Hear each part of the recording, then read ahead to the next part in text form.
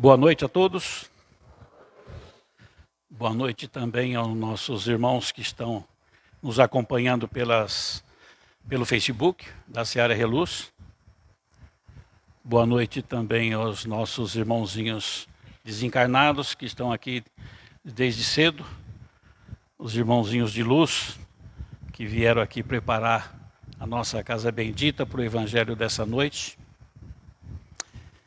E também vamos dar as boas-vindas para os nossos irmãozinhos necessitados, irmãozinhos desencarnados, que também aqui vieram buscar o estudo, a orientação e um direcionamento para a sua jornada no plano espiritual. Nessa época do ano, e principalmente entre o Carnaval e a Páscoa, recebemos um grande número de irmãozinhos necessitados. São aqueles irmãozinhos que vêm de longo muito tempo, acostumados com a reencarnação não planejada. Como dissemos já algumas vezes, isso acontece muito no período de festa, período de carnaval, onde os excessos da droga, do sexo, da bebida, escancaram as portas da reencarnação para esses irmãozinhos que não passaram pelos estudos, pelo crescimento, pela preparação no plano espiritual. Aliás, são irmãozinhos que já desencarnaram há algum tempo e estão dormindo ainda, porque ainda não se conformaram, ainda acham que estão na crosta encarnados. E também que nós estamos vivendo a época dos 40 dias de reclusão, né? Da quaresma, que normalmente acontece entre a época, logo depois que Jesus foi batizado por João Batista no Rio Jordão. Assim que ele é batizado, ele é chamado pelo nosso Pai Maior para receber as orientações e nos passar para nós encarnados. A doutrina espírita, se vocês forem pesquisar, raramente ela não coloca, não fala sobre a quaresma. Não existe uma data pré-estabelecida. Simplesmente ela veio para acrescentar e dizer, por que não o jejum? Por que não o jejum dos nossos pensamentos negativos, das nossas atitudes negativas, das nossas violências? Por que somente nos 40 dias? Por que não o ano todo? Esse é um convite de mudança que nós vamos ter no Evangelho dessa noite. Então vamos pedir ajuda aos nossos irmãozinhos de luz, espíritos socorristas, que estão aqui presentes para nos auxiliar e nos ajudar no entendimento. E vamos fazer isso através do Pai Nosso, essa oração maravilhosa através da música.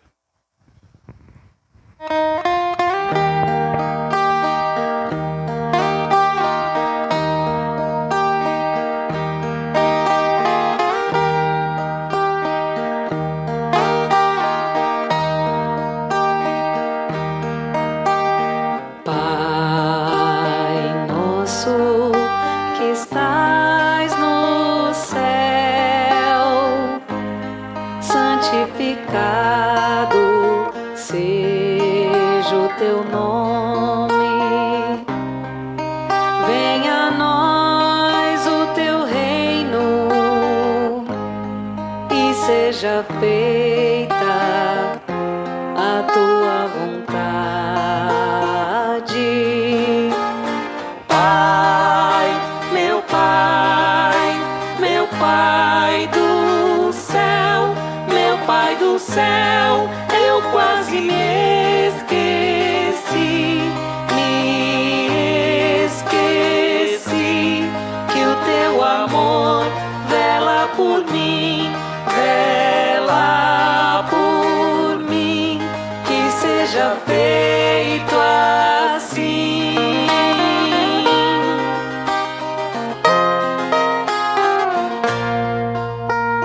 O alimento desse dia, dai-nos agora e sempre.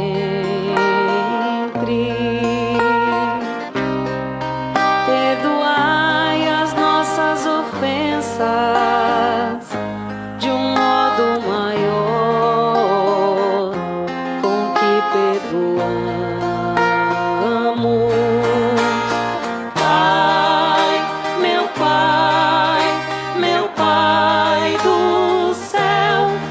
Pai do céu, eu quase me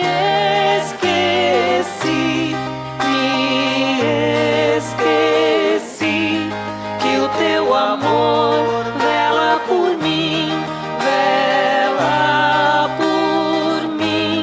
que seja feito assim.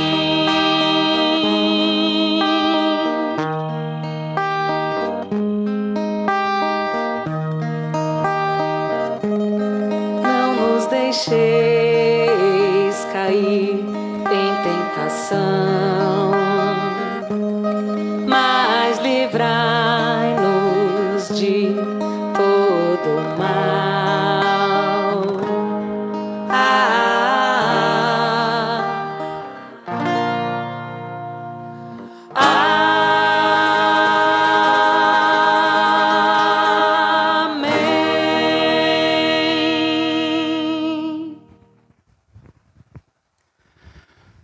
O tema que nos foi intuído, indicado para essa noite, as bem-aventuranças.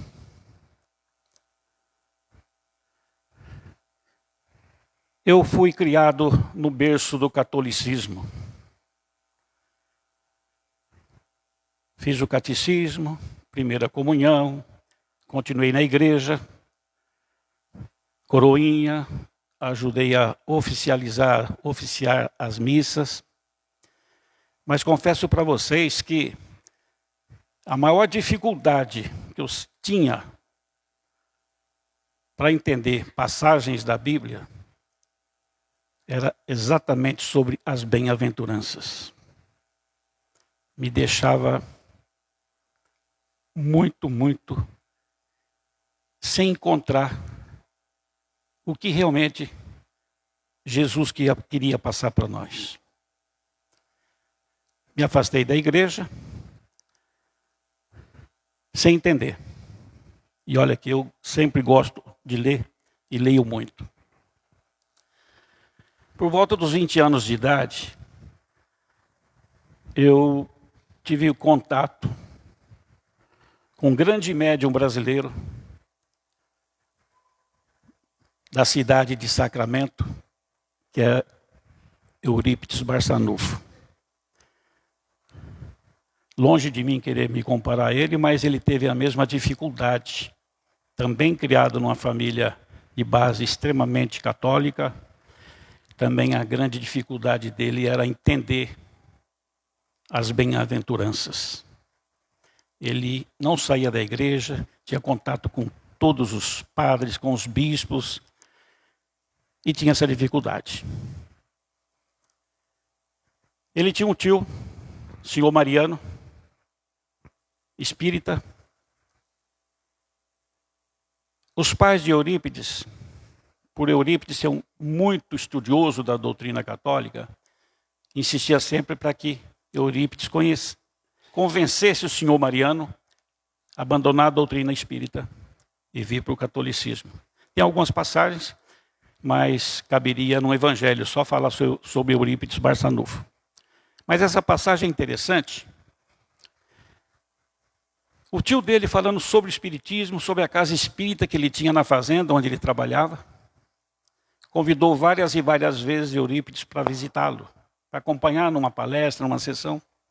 Eurípides nunca foi. Um dia, sem avisar, ele convidou um amigo. Falei, você me acompanha até a fazenda do meu tio, que eu quero conhecer a doutrina. E saíram. Chegaram até lá. Já estava quase começando. E o salão estava como estamos aqui hoje, com pessoas lá fora, sem lugares para sentar. Por incrível que pareça, tinham 2 lugares na frente. E o tio de Eurípides falou assim, Eurípides, essas 2 cadeiras é sua e do seu amigo. Perceberam que Eurípides foi sem avisar. E as 2 cadeiras estavam vazias, esperando por eles. E Eurípides foi, sentou com seu amigo. Era um trabalho de doutrinação. E ele, em pensamento, ele elevou o pensamento a Deus e falou assim, se chegar aqui uma entidade, através do médium mais simples que compõe a mesa, e me der uma explicação sobre as bem-aventuranças, eu me tornarei um espírita.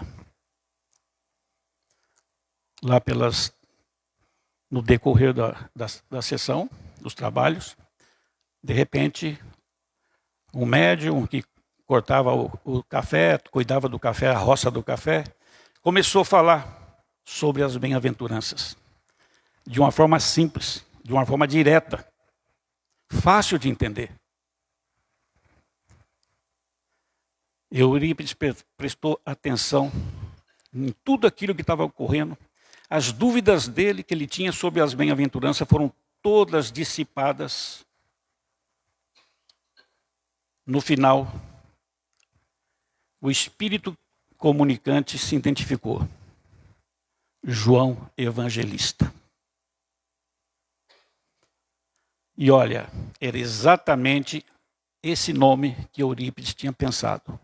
Se eu receber nesse evangelho de hoje todo esclarecimento que eu julgo necessário para que eu aceite e entre na doutrina, tem que ser através de um médium mais simples e por João Evangelista. A partir daquele dia, Eurípides se tornou defensor, divulgador, propagador da doutrina. E foram muitos e muitos desafios que ele enfrentou na cidade de Sacramento. E hoje nós vamos tentar, de uma forma simples, falar um pouco sobre as bem-aventuranças para vocês. Quais são as bem-aventuranças?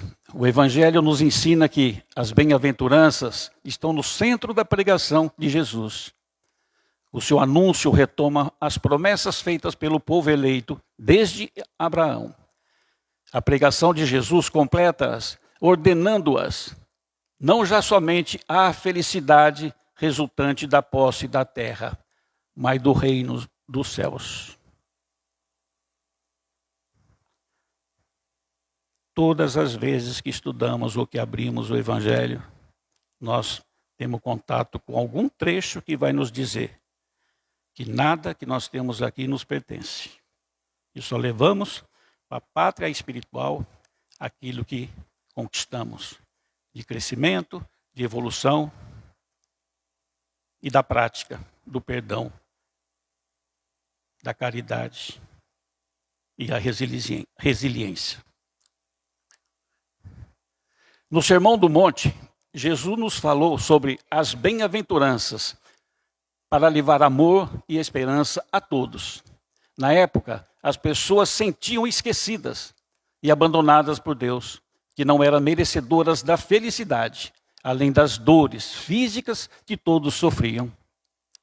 Jesus faz seu primeiro sermão e os brinda com as bem-aventuranças, mostrando a eles que eram merecedores de uma luz que lhes indicasse o caminho. Jesus inicia suas pregações sempre dizendo, bem-aventurados. Mas o que ele queria dizer com bem-aventurados? Seriam os bem-aventurados as pessoas felizes? Aqueles que parece que tudo na vida dá certo? Não. Queria dizer que bem-aventurados são os que são felizes, mas no aspecto espiritual. Assim como podemos entender que o que ele nos fala é que devemos considerar os valores do espírito, não os valores materiais. Estudando as bem-aventuranças, vamos entender que nos remete a uma condição, a de refletirmos e aceitarmos o nosso planejamento reencarnatório. Fala dos benefícios que são alcançados para aqueles que cumprirem, aceitarem as condições da presente encarnação. Jesus indica o caminho para uma vida feliz e completa alertando que precisamos fazer a nossa parte. Ele jamais vai nos abandonar. Faça para você, no seu íntimo, essa pergunta. Nós estamos agindo de acordo com essas orientações de Jesus?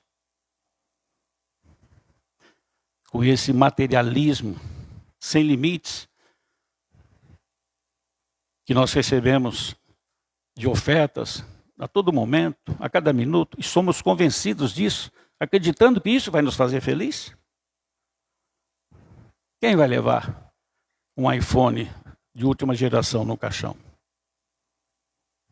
Naquele carro bonito, que às vezes submetemos as nossas famílias a extremos sacrifícios para ter aquele carro na garagem e passar o resto da vida pagando uma prestação.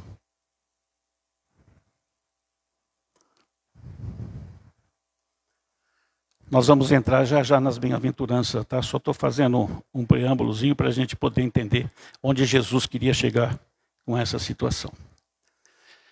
No Evangelho de Mateus, no capítulo 5, também se vocês abrirem o Evangelho segundo o Espiritismo, a partir do capítulo 5, vocês vão entender todas as bem-aventuranças.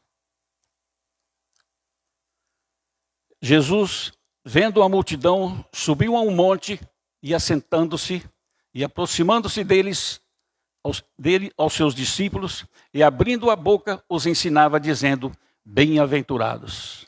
As mensagens do capítulo 5 têm um objetivo e um ensinamento, mas ainda temos dificuldades no entendimento. Não damos importância aos ensinamentos. Quando diz subir ao monte, significa elevar-se moralmente. Não é estar acima de ninguém, melhor do que ninguém. Entrar em sintonia com a espiritualidade maior. Para auxiliar nossos semelhantes, precisamos estar sintonizados com o bem maior, elevando o nosso padrão vibratório. Só assim encontramos o caminho para a caridade, amor e perdão. Jesus está sempre presente. Todos nós conhecemos Jesus. Mas quando tudo está bem, o que acontece? Não lembramos dele, né? Só quando alguma coisa aperta, quando estamos em dificuldade, quando tudo parece não dar certo, é que lembramos de Jesus em nossas orações. E às vezes até pagamos para que alguém ore pela gente. Olha os erros que nós estamos cometendo. Sempre que eu falo sobre essa parte, eu gosto de falar sobre o cego Bartimeu. O cego Bartimeu, sabendo que Jesus estaria pela região de Cafarnaum, ele foi até lá, mas chegou tarde, já tinha muita gente na frente dele. E ele, ouviu a voz de Jesus ao longe. E ele começou a gritar, Jesus, Jesus, Jesus. E todo mundo querendo ouvir Jesus, ficaram bravos com ele, pedindo que ele parasse. Mas ele persistiu. Jesus, Jesus. Até que Jesus vira e fala, quem me chama? Ele fala, sou eu. o cego Bartimeu. Jesus fala, vem até mim. Ele vai até Jesus. Pergunta, o que você quer? Ele diz, eu quero voltar a enxergar. Jesus coloca a destra na testa de Bartimeu e diz, a sua fé te curou. E ele voltou a enxergar, beijou a mão de Jesus e voltou para sua casa. Qual é a mensagem que tem nessa história? Primeiro de tudo, temos que ser persistentes. Ele foi persistente. Todo mundo brigando com ele, para que não gritasse, que ele queriam ouvir Jesus, mas ele continuou. Outra mensagem. Vá até Jesus.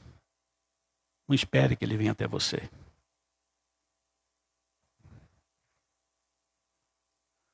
Outra mensagem. Tenha fé. Vocês ouviram o que eu falei? Que Jesus disse, sua fé te curou. E o último ponto, quando ele beija a mão de Jesus e agradece, é o que falta para nós, é sermos gratos.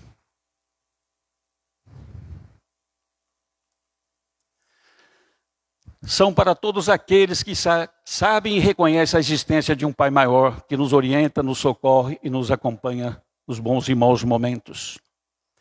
Estamos no mundo de provas e expiações, a caminho do mundo de regeneração. Essa transição será facilitada se trabalharmos o nosso orgulho, egoísmo e a capacidade de perdoar. Nos orientarmos pelas mensagens contidas nas bem-aventuranças é o caminho para a evolução da nossa felicidade. A doutrina espírita fala sobre a dor em nossas vidas. Ela é o caminho para o nosso aprendizado. Deus não quer nosso sofrimento, quer que aprendamos.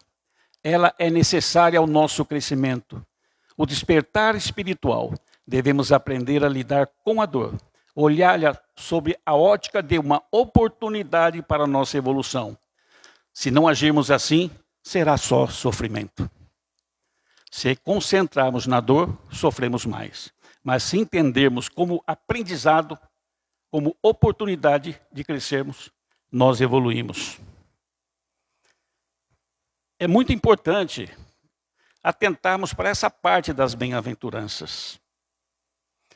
Não sei se vocês sabem, mas devem saber, lógico. Nós temos no Brasil a Associação dos Médicos Espíritas. Médicos médiums. Nós temos a de São Paulo e nós temos a nacional. Tem um vídeo que, se vocês procurarem na internet, vocês vão perceber 2 médicos, médiums cirurgiões, onde eles dizem o seguinte: entram 2 pacientes na minha clínica. Um com uma hérnia inguinal. Eu olho para ele e falo assim, ele vai ficar aqui.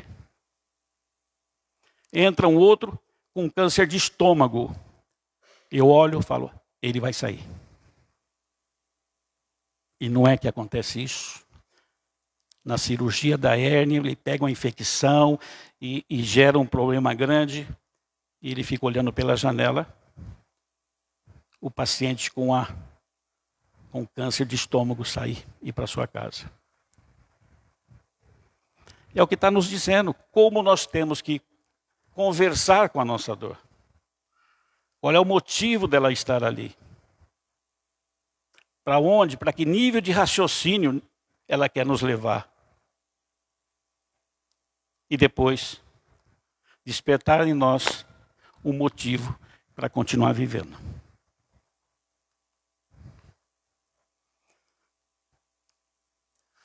Bem-aventurados, agora vamos entrar aqui, passar rapidamente, porque o nosso tempo é pequeno.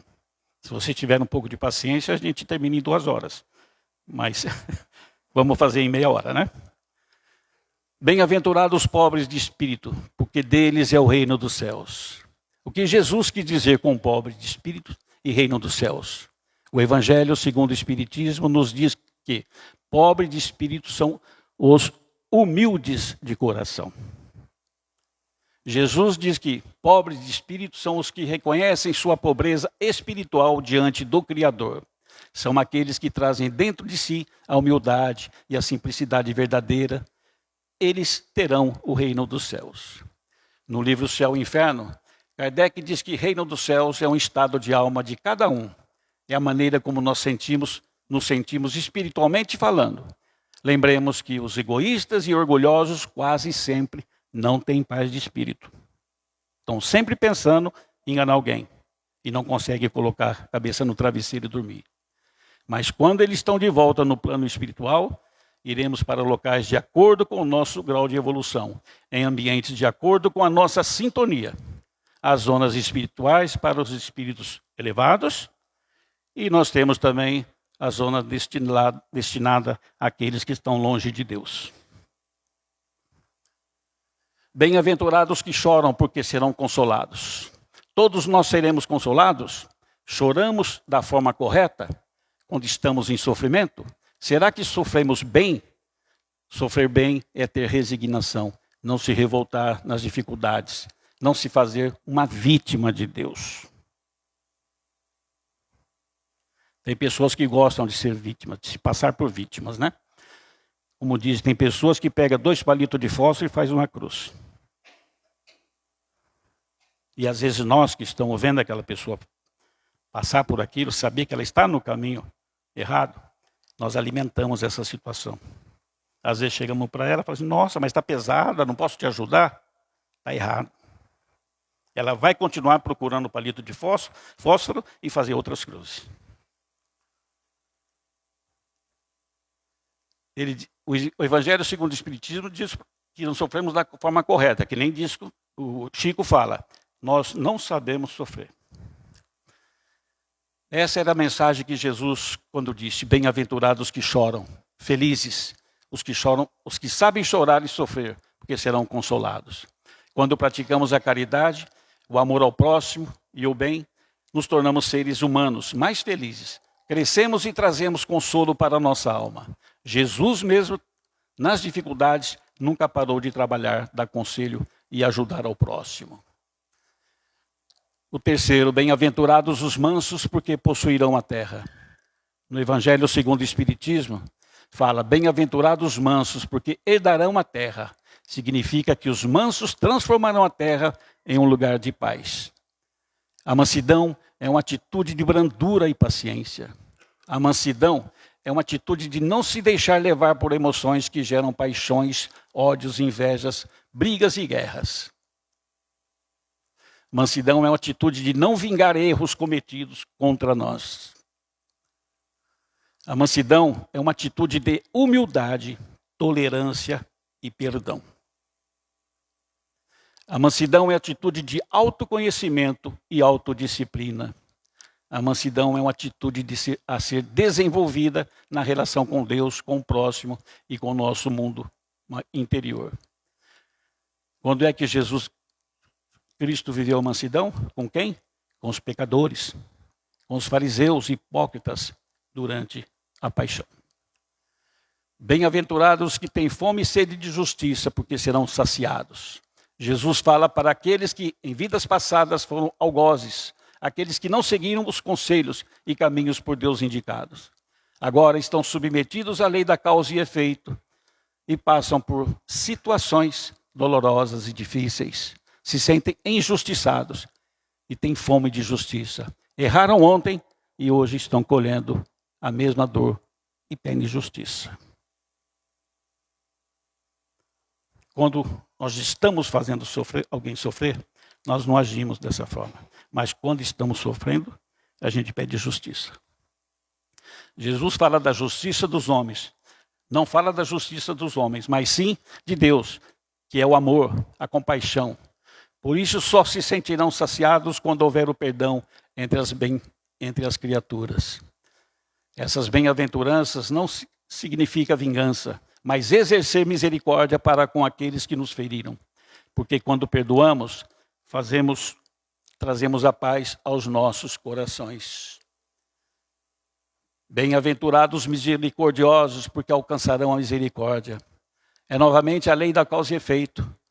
Quem é misericordioso recebe misericórdia, tem compaixão e amor pelas dificuldades do nosso próximo, pelos seus erros. Maria Madalena recebeu misericórdia e perdão de Jesus. Ele não compactuou com as suas atitudes, mas não a condenou e deu a ela uma oportunidade de mudança, de renovação e espiritual. Escutamos muito aqui na nossa casa que a gente fala, eu perdoei fulano. Mas quando ouve o nome da pessoa, fala, eu não quero nem ver. Esse não é o perdão. Perdão é esquecer.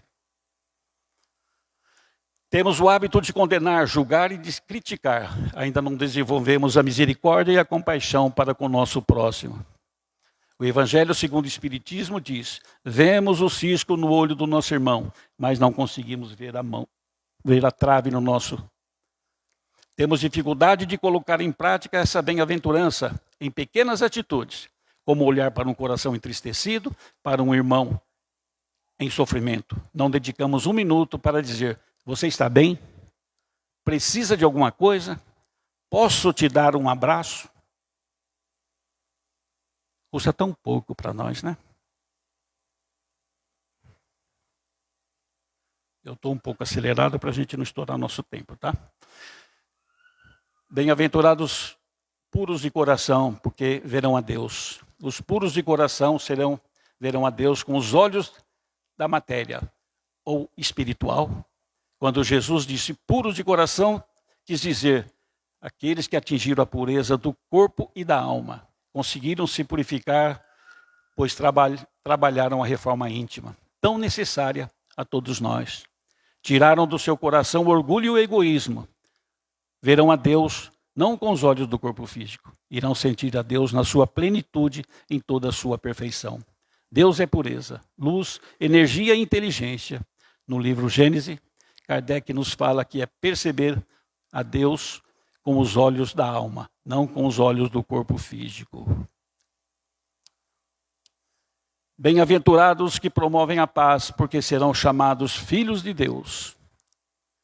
É uma passagem do Evangelho de Mateus, no capítulo 5, versículo 9. Esta frase convida as pessoas a serem pacificadoras, ou seja, trabalharem para promover a harmonia e a reconciliação. Jesus pede para não sermos somente pacíficos, mas também pacificadores, amigos da paz, porque serão chamados filhos de Deus, porque praticaram o Evangelho, o amor e a paz. Assim como ele fazia, precisamos trabalhar a busca pela harmonia, poderemos estar em paz. É o que estamos fazendo para promover a paz por onde passamos? Não precisam responder. Isso é ser pacificador. Bem-aventurados que sofrem perseguição, por amor à justiça, porque deles é o reino dos céus. Nas últimas palavras de Jesus, quando ele diz, feliz de todos aqueles que são perseguidos por minha causa, que são perseguidos por vivenciarem o Evangelho. Todos os que de alguma forma receberam a perseguição do mundo, quando buscam, trabalham e vivem o Evangelho de Jesus, estão sofrendo por algo como Jesus sofreu. Jesus sofreu por nós. Então, quando nós e aqueles que seguem a Cristo são perseguidos pela sociedade, pois nem todos compactuam com as nossas crenças e nossos valores. Quando dissermos que acreditamos na doutrina espírita e recebemos a incompreensão, lembremos que estamos felizes porque acreditamos em algo nobre e maior. Não devemos nos sentir angustiados, mas na verdade sentimos felizes por nossa evolução.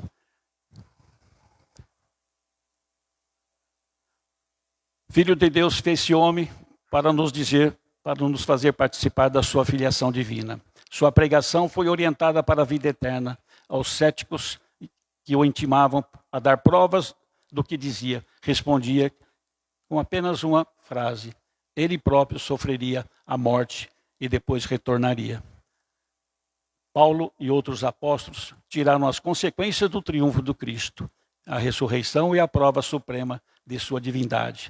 E da verdade da sua doutrina, e inclui a certeza da sua ressurreição. O Espiritismo, a reencarnação é a volta do espírito para a vida corpórea. É um novo corpo. É um processo de aprendizagem e evolução que permite reparar erros e aperfeiçoais. O evangelho dessa noite nos convidou a mudanças. Nosso tempo é pouco, não deu para irmos com profundidade. Mas todos nós temos medo de mudanças. Mas devemos vencer esse fantasma.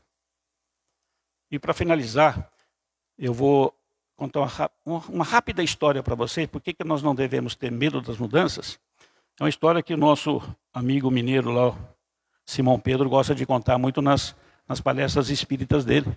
Ele fala que tinha 2 pescadores que alugaram um avião e foram para o Mato Grosso pescar.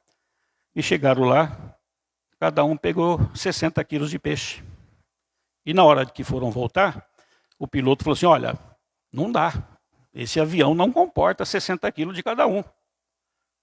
Aí o mineiro falou, não, mas da outra vez nós pegamos 60 quilos e o piloto levou a gente. Bom, se levou, o avião era o mesmo, então vamos, né? O piloto levantou o voo. Rapidamente o avião caiu. E ele só escutou os 2 mineiros conversando no banco de trás. Ô compadre, não é que a gente caiu no mesmo lugar do ano passado?